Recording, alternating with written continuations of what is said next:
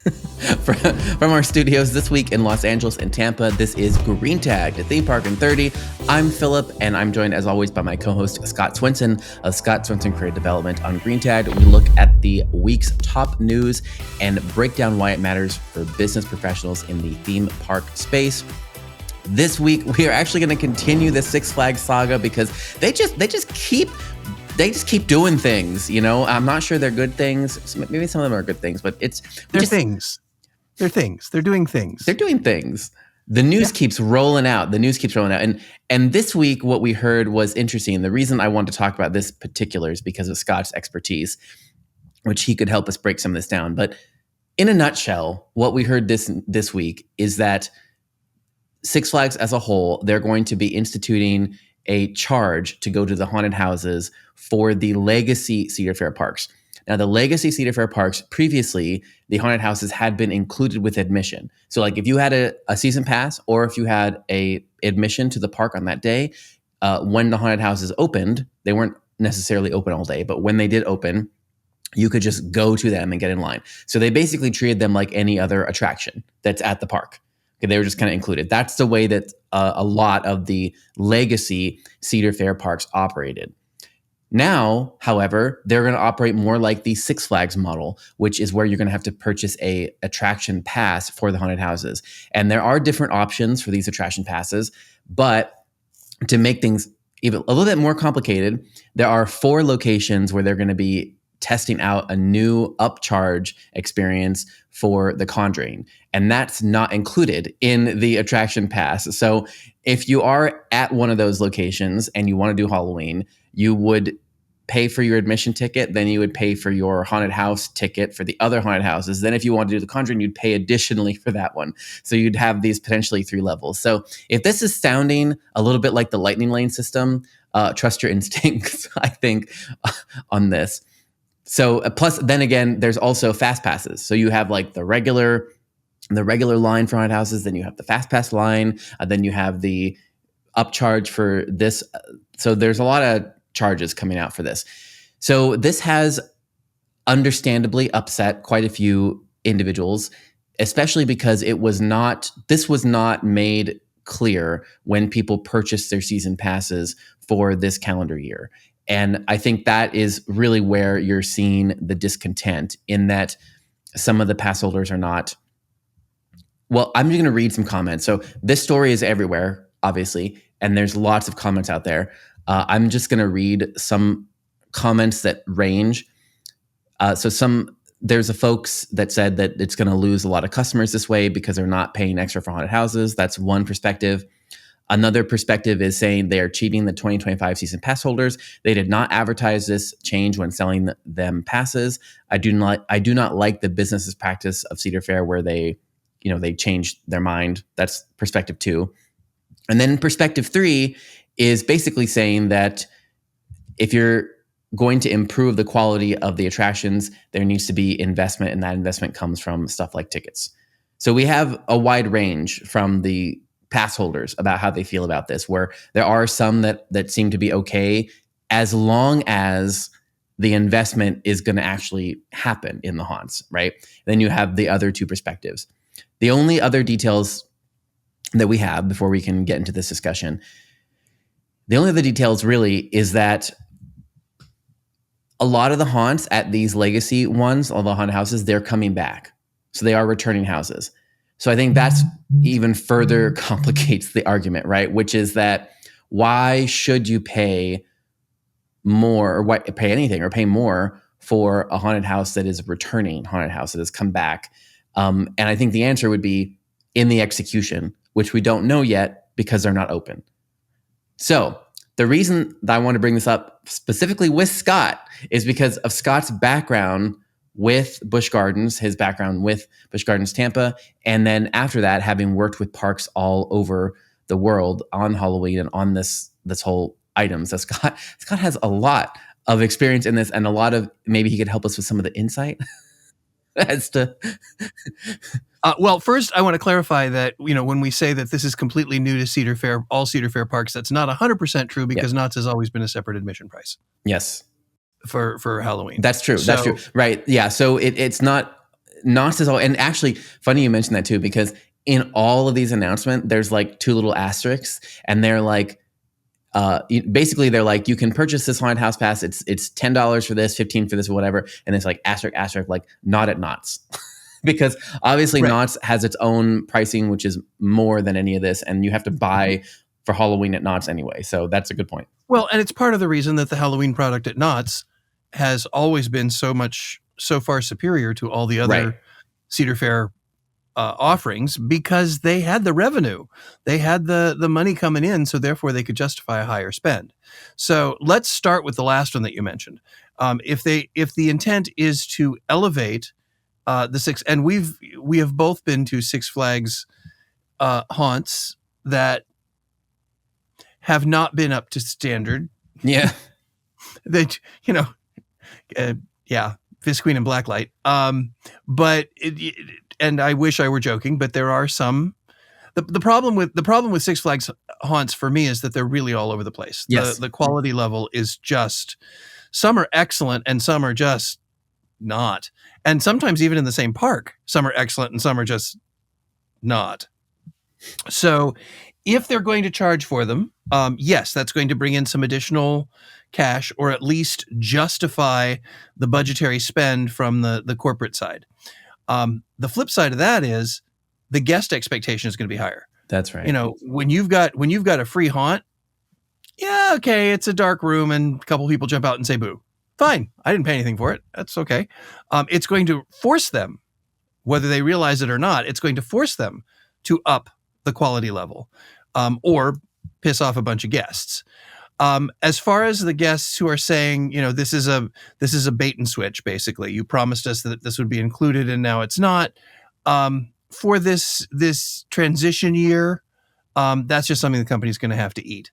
They're just going to have to take that. And I will say, from a customer service standpoint, if you have enough longtime season pass holders who gripe about it, deal with it on a one-on-one basis and see if you can get them, your haunt pass or whatever, just to get over this 1 year.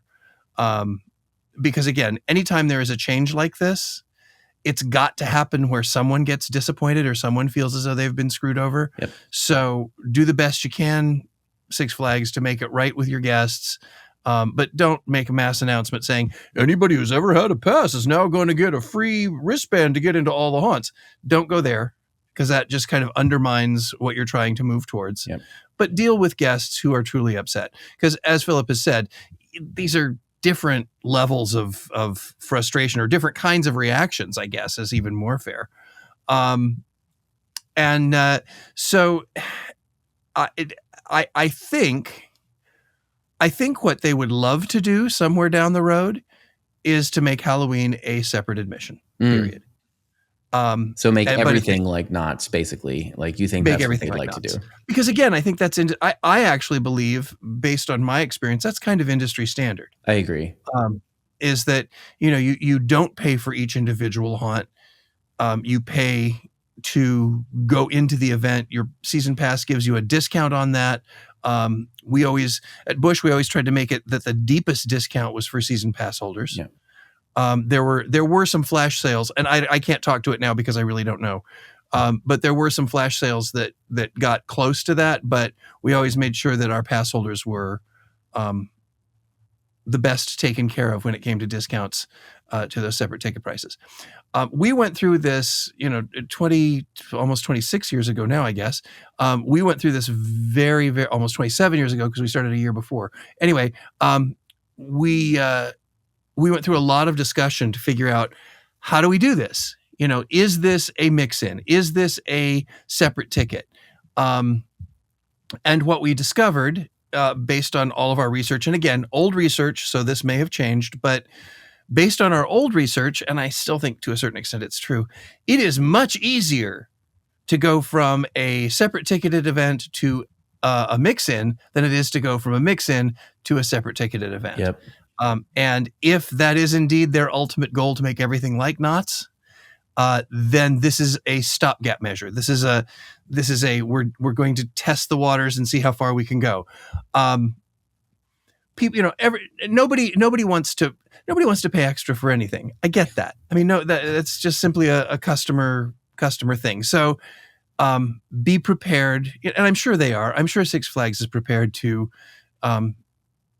live through this transition year, and try to deal with the guests in the best possible way. Perhaps they can give them something else to make them happy. There's a million and one ways to make a guest happy. Everybody thinks, oh, guests get so angry about everything, blah, blah, blah, blah, blah, blah. Sometimes all you have to do is sit down and listen to them. Yep. Because if they're angry enough to want to talk to somebody, they need to be listened to. One of our park presidents would hand out his business card, and he would tell angry guests, if you ever have anything that's an issue, call me. I'm the park president. And people used to look at him and go, why are you doing this? That's crazy. You're going to get all these, I don't want to say crazy people. You'll get all of these people who don't really have a gripe, but who just want to say they have a gripe, calling you. And he said, honestly, that's not the case. Because they have my card, because they feel as though they have direct contact to the guy in charge, they'll only call if it's something really big. Yeah. It's a weird perception thing. But I think, quite honestly, if we want theme park haunt or theme park seasonal events in general to continue to grow, this is going to be an ongoing concept or an ongoing question. Yep. We're talking about Halloween here, but you can also throw in Christmas. You can throw in Christmas. Yeah, I was going to bring that up. The only reason, now my recommendation still is do Halloween as a separate admission, and then make Christmas the gift you give back to your guests. Yeah. Because Christmas has so many things completely unrelated to the attractions industry that people have to spend money on. Yeah. So if you can come back and show your goodwill and your kindness and your love of the season and say, we'll make it just part of your pass or part of your day ticket, and then, find different ways to do upcharges. But it sounds like they're testing the waters, and we said at the beginning of the show that Six Flags is just doing stuff, and that's good. Six Flags should be doing stuff. They should be testing and finding out what the new parks are going to look like, what the new business model is going to be. Because again, they've gone through a huge merger. Yep. They've taken, two of the giants of the industry and smashed them together. And some of the things are going to work out very smoothly. Some of the things are going to be a little rockier. I think we said when we first heard about the merger, if they can take the quality of Cedar Fair and the efficiency of Six Flags, they can have a really great and financially successful product. But the only way to do that is to see what works and what doesn't. I go back to when they first started Fright Fest at Six Flags Great America in Gurnee. They didn't even have haunted houses back then. It was just all street stuff. And then they had a Halloween show, and they had a Halloween parade. And then when they added haunts, the haunts were always, first of all, they were IP based. And secondly, they were always an upcharge. Yep. There was never at Six Flags Great America, when I was going as a kid, there was never a free haunted house there. They were always included. I mean, they were always an extra ticket. Last year, I went to Cedar Fair, and I did go when I was working. Is when I was working in Detroit at a haunted house, and then we all road tripped over to Cedar Fair to go to, or Cedar Point, sorry, to go to the Halloween event, because it was open on a day that we were not open, because it was included in the admission, right? Mm-hmm. And it's exactly what you're saying. The quality is just all over. It's just not. It's not good. It's not by any stretch. The quality is not good at all. And I think that's exactly what we're talking about, right? The tension between, like, it's almost, I don't want to say it's a no-win. It's almost like a catch-22, right? It's like it is for the first year. It is for the first year. Yeah, because like I don't even think I would go back definitely to that event, but I would certainly never like pay for those at the quality they're at. I think that's the thing. So I'm wondering, my question is was there a better way to do this? Like in my brain, I guess as a marketer or as somebody who's listened to you talk about the way you design events now, I'm like, why didn't they go park by park? Even you could do this park by park, but basically, why didn't they say, okay, we're going to take this one and we're going to make the quality the level that people would pay for, and the first year, like this year, it's going to be included, and the next year we're going to be like, we're doing these plus another haunted house, but it's going to be a separately ticketed event. So you give them like a free sample. You show them, here's the new quality you can expect for our new events. But then also it's going to be even bigger and better next year, but it's going to be a separately ticketed event, and that kind of thing. Do you remember the financial report that we talked about last week? Yeah, it's the money, There's no right? money to do that. There's no money to do that. There's no money to do that. So it's really so I feel like that's what makes it. There's no investment. No, but you're absolutely right. The reason people are balking at having to pay for them is because they know what the quality, or they feel they know what the quality is that they're buying. Yes. They think they're buying what they've gotten for free before. Yeah. The way through this is to not make any promises up front. But when people do decide, because there's still going to be people who are going to buy and go to the haunts. They are. I will say it's going to do a couple of things. Number one, it is going to put more pressure on the quality, which is good. Sometimes pressure makes us get better. What is it? Pressure makes a diamond. So the other side of it too is it's also going to control queue lines better. Yeah, it's going to make the line. But I will say you're not going to have kids. You're not going to have the 12-year-olds who are just getting out of line, getting back into line. I think there's also, and I'm going out on a limb here, so I have nothing. This is anecdotal, or if not just opinion.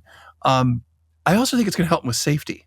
Yeah. Because if you have to pay to go, you're not going to just go every time and know where all the actors are so that you can scare them or trip them before they scare you. So I think that may help in the short term. But like I said, if I were a betting man, I would say that eventually they're going to try to get it so that Halloween is a separate ticket. I understand everybody. Like, I understand nobody wants to pay for anything. I mean, I get that, and I also think we have to be sensitive about some of the markets that these are in. I mean, a lot of with Six Flags is they have so many parks in different markets. Some of those regions are in areas that are, like, stuff is cheaper, right? I mean, it's not like here where I'm at in Los Angeles. I mean, everything's expensive, and you expect to pay for everything, right? It's like the environment of even parking is $35, right? It's like that environment. That's not the case in other regions so they're operating different markets. But I think what I would say is, despite all of that, I do think a separately ticketed event is always the way to go, not just for the logistics and for the safety and for all of those reasons, but then you get into a situation where you have a budget for investment.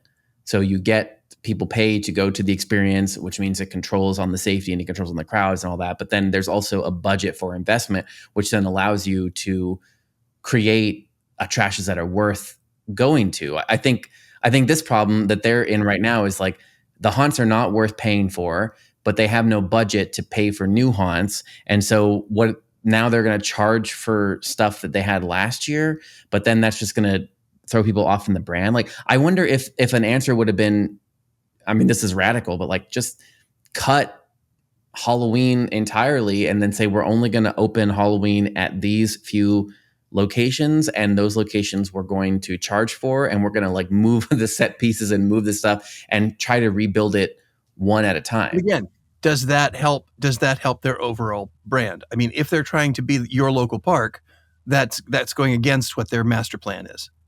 That is the antithesis of their master plan. But then how do they get to a separately ticketed event where they don't? I think what's going to, because it's going to take 3 to 5 years. Okay. It's going to take 3 to 5 years, I think. They'll get the extra revenue that they so sorely need, and then they'll get a lot of guest pushback saying, okay, these houses are crap. And they will get more, these houses are crap, because it's more crap if you have to pay for it than if it's free. Yep. If it's free, we tolerate crap. If you have to pay for it, we don't. That's true. So, and that's going to force them, and it's probably already on their radar. Yep.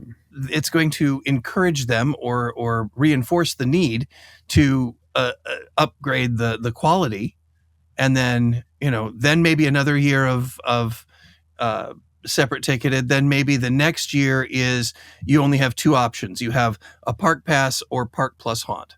And then the next year is you can get park after 4 ticket, which includes haunt, and then you just make it a separate ticketed event the following year. I mean, you got to go in stages, and each step along the way, you're going to have somebody who's going to complain. But eventually you can retrain your audience. And that's the challenge. Really. Well, this all though depends on the execution, which is what we said about the original plan. Everything does. Everything does depend upon the execution. And I sorry, go ahead. I was going to say, I think we talked about this several weeks ago, where it's like they did have that really good plan from the investor call, and then things have not gone according to plan. And I think something that we talked about then is that it's up to the execution, but it's also the fact that, you know, these people the executives can sit in a room and, you know, pontificate and write a plan to the investors and all that. But this is the downside of having so many parks. You have so many parks that you have staff at every park. And it's like, you need the whole company to move in a direction, and there's just time. It takes time to translate from there. And I wonder, I guess I'm not, having seen so far that they have not been able to get the staff to move as quickly to execute their plan. I don't foresee that they're going to be able to improve the quality enough at these Halloween events this year to be able to justify even $10 for them. So I think they might derail this. Well, I think they're going to have to just live with this year and let this year be anytime you change something, you know, if you own a restaurant and a cup of coffee goes from $1 to $1.25, you're going to have people who are I'm never coming back here again. I'm not going to spend an extra quarter for a cup of coffee. Yeah. And then, 2 months down the road, they're back there and they've forgotten what coffee used to cost. Yep. So you have to go through these. You have to go through these rough spots. You have to go through these. We used to call them growing pains. You got to go through these growing pains in order to get yourself right-sized and aligned with the rest of your company, especially when you've got two diverse approaches coming together into one company. And from a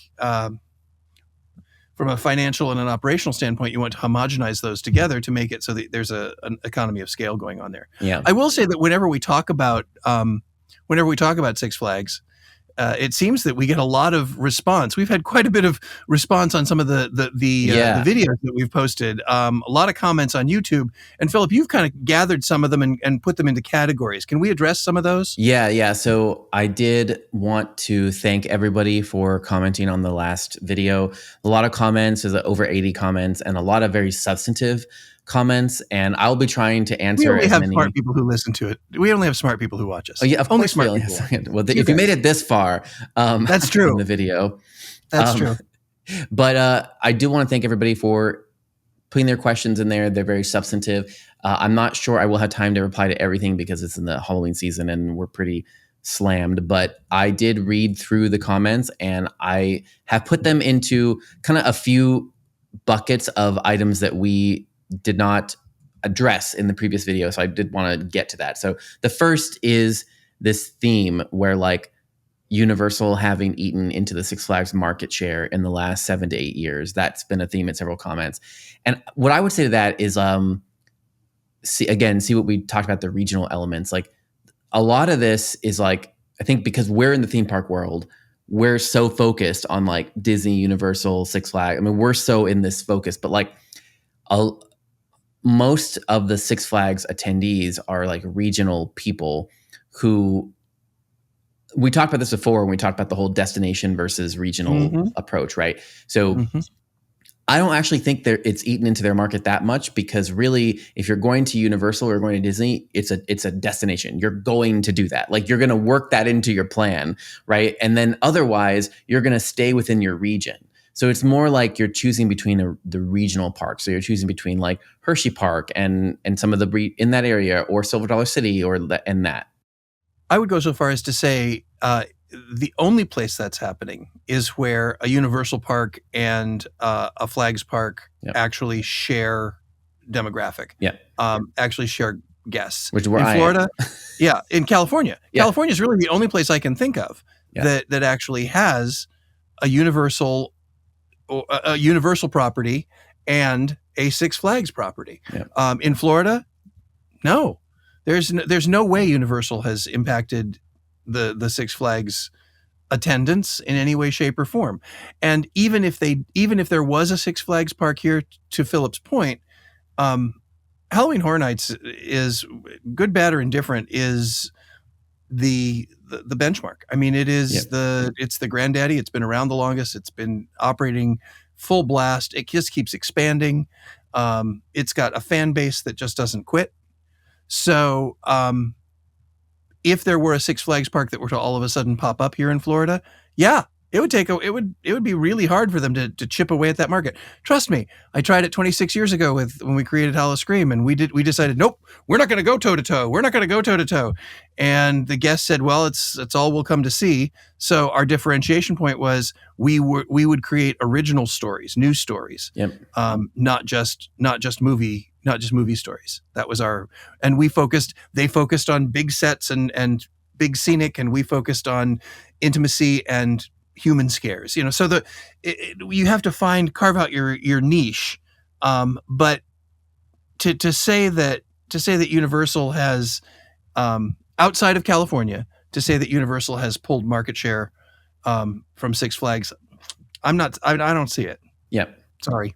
That would California, be yes. California, yes. Yeah, California is the only one, and it is not like that's not insignificant, right? You have Magic Mountain Correct. and you have Knott's, Correct, all within the same region, but also it's the smallest Universal park.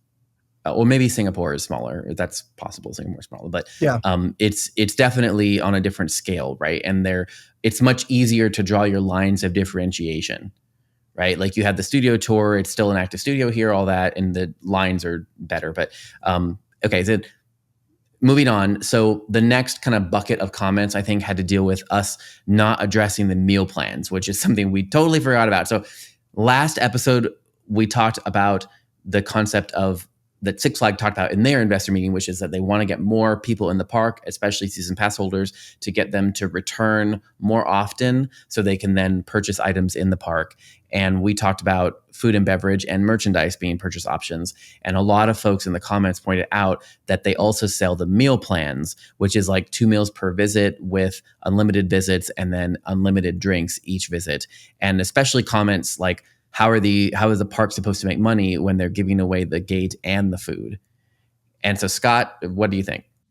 Well, I think that one thing you have to recognize is, especially for things like seasonal activations, season pass holders don't come alone. Yes, true.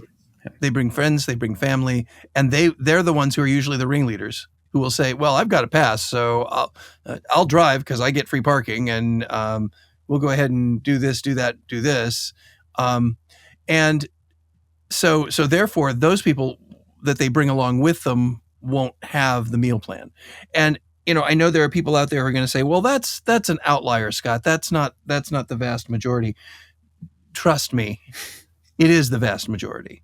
It's even if they bring one person who pays full price, a group of 10 people brings one person who pays full price and then buys meals to try to keep up with the people who have 2 meals and unlimited drinks. The other person's going to try to keep up with them. I mean, as long as they're not, passing the cup back and forth, which also happens.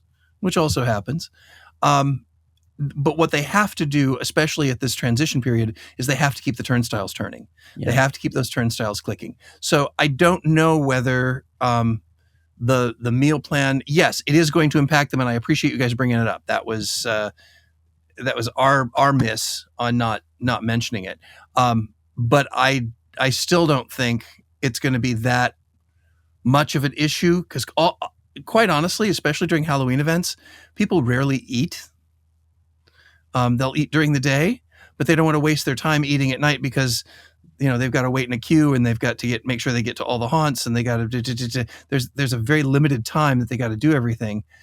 So grab and go at best. Yeah. Sit down dinners are really hard for a Halloween event, especially if you're only going once. Yep. I think we're basically out of time. I think the last bucket that we had was just that the problem, someone pointed out, rightfully so, the problem is Cedar Fair and Six Flags had two different models.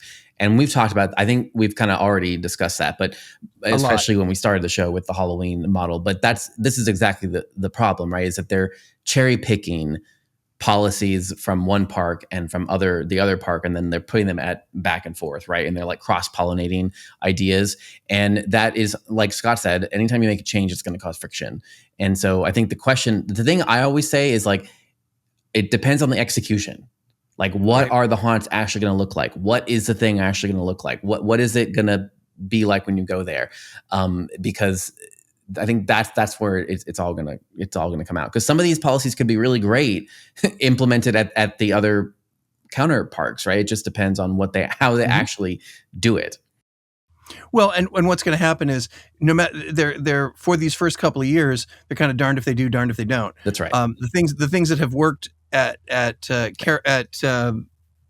Cedar Parks, at Cedar Fair parks, and the things that have worked at Six Flags parks are going to piss off the people in the other parks. Yep. So, they've got to find their way. And we, of course, from the very beginning have suggested they should cherry pick. They should take what works in both companies and try to make it work together into one company. But that takes time. You can't just all of a sudden change behavior like that. You can't change the behavior of the guests. You can't change the guest expectations. You can't change the people who run the parks and who work in the parks. You can't change their mentality instantly. That takes a whole bunch of time. And unfortunately, time is the one thing that we don't have anymore. We've now run out of it. So this is the end of this week's Green Tag Theme Park in 30. If you are an unhinged patriot who will join us for Unhinged, please do so, because we will be talking a lot more about some of the questions that we've been asked over the past week and some comments that we've received from some very dedicated listeners, and we really appreciate that. So until next week, this is Scott Swenson and Philip Hernandez with Green Tag Theme Park in 30. We will see you next week.